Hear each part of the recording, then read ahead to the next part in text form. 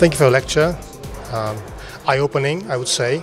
And on behalf of Civic Association of Firearms Enthusiasts in Poland, I'd like to ask you a few questions, if you don't mind, Dr. Lott. Sure. I would change your name. I wouldn't have firearm enthusiasts. I would just say something about self-defense or stopping terrorism or something like that. Yep. There, rather than, because I don't think you're going to win the debate in the long run if people just think of you wanting guns for sports shooting. Okay. Thank you for the advice. I'll just pass it on, okay? Sure. Your latest book is titled The War on Guns. Right. Now, who wages the war, actually? Are there any characteristics of those gun grabbers or people who don't want us to have guns? Well, I mean, I think there are a lot of people who think only the government should have guns. In the United States, those are people relatively on the liberal part of the spectrum, Democrats or what have you. You have people like George Soros and Michael Bloomberg, billionaires who spend a lot of money on that. The irony is that those individuals understand the benefit for having armed bodyguards for themselves, but they don't seem to mind having rules that make it so that the people who live in high crime cities, the people who are really the most vulnerable, can be able to go and defend themselves. Okay. Are there any characteristics of those gun owners in the States, for example? Would you give any, are there any similarities between them? Well, I think the big difference between the two is who they trust to make decisions. So, and it's just not on guns, you see it across lots of areas. So, for example, healthcare in the United States. President Obama wanted to have health insurance that the government said this is exactly what you can buy, and this is how you can buy it, and this is where you can buy it from.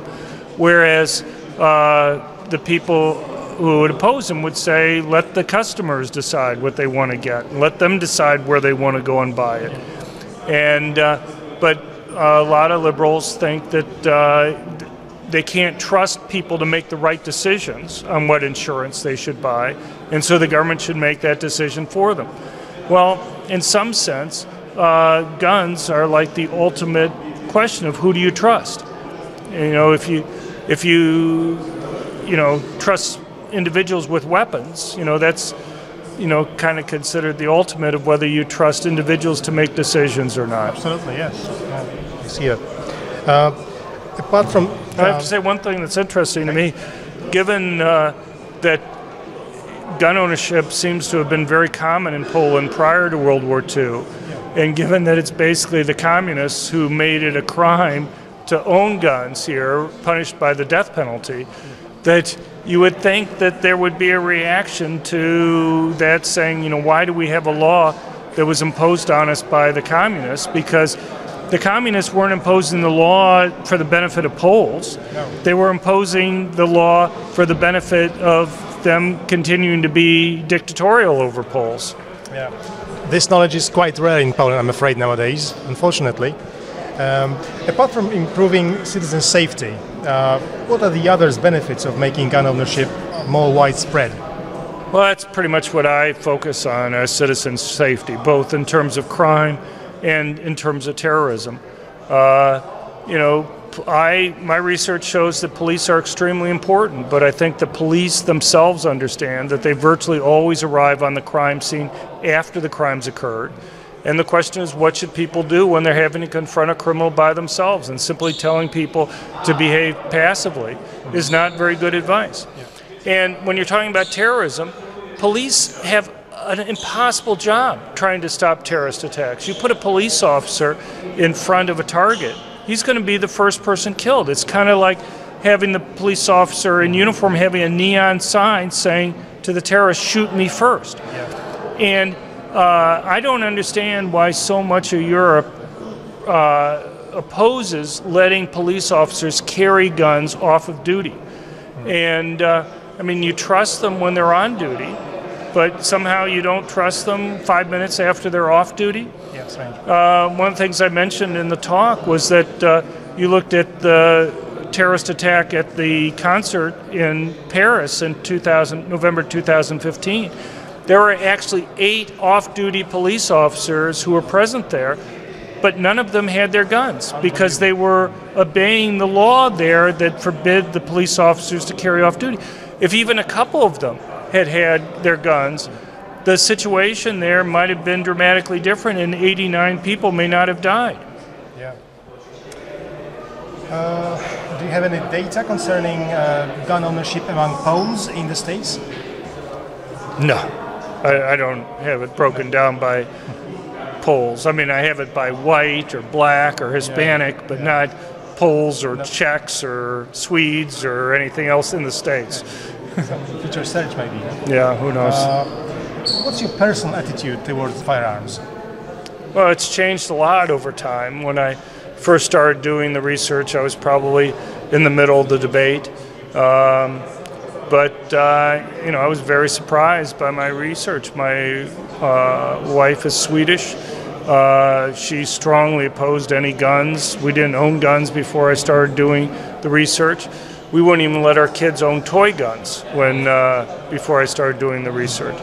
And you know, it was what had happened was that after I started doing it, and both myself and my wife have PhDs in economics, and she's probably been one of my strongest critics. You know, I was surprised, and so my attitudes have changed dramatically. Do you think that this incoming presidency of Trump's presidency is going to change a lot in the States? Well, it's dramatically different from what it otherwise would have been, that's for sure. Because we've had a couple recent Supreme Court decisions that said that government could not completely ban all guns. And Hillary Clinton had made it very clear that she was going to appoint people to the Supreme Court that would allow all guns to be banned. I mean, it was basically a 5-4 vote that had struck down the bans. And one of the 5, Antonin Scalia, died at the beginning of last year, so it was 4-4. And so whoever appointed his replacement would have made a huge difference there. Yeah. And but I think in many other ways there'll be a big difference. And the last question, what advice would you give to those governing over us in Poland or to Polish citizens themselves? Right. Well, I mean, Poland has a low crime rate, but it had a really low crime rate before World War II, before you had any of the gun control regulations, and gun ownership was very common here in the country. And I think, you know, fortunately, Poland hasn't really been touched by the terrorist type of incidents, but, you know, it's probably just a matter of time before something happens. And the thing that you have to recognize is the huge strategic advantage that these terrorists have by choosing the time and place of the attack. And you know, if you put a couple uniformed guards in front of a building, the terrorists can either kill them first, or wait for the guards to leave, or go and pick some other target. It's simply impossible for the government to place guards in front of all possible targets in Warsaw or any place else in Poland. And so the benefit of having a concealed carry is that it also makes it safer for the police officers, because if a terrorist is thinking about killing the police officers first, they have to worry about the fact that somebody behind them or to the side or to the front may have a gun and be able to pull it out once the terrorist reveals his position there. Yeah. What about us, those civilians or citizens in Poland? Any advice? Do you think it makes sense to get licenses, and how much sense does it make? Well, I think it makes sense for people to be able to have guns. I mean, I think it depends on where you live. You know, there's some places where the crime rates may be a little bit higher than it is in others. But I guess they're up to about 40,000, someplace between 35 and 40,000 people who do have concealed carry permits in Poland. You know, I wish it was 10 times that amount or so. Yeah. I think if you had a much higher level and people were allowed to carry in many places, then I think it would make the terrorists think twice before they would attack someplace. Thank you, Dr. Lott, and thank you for your expertise and well, putting some hope into our hearts. Well, thanks very much. Thank you.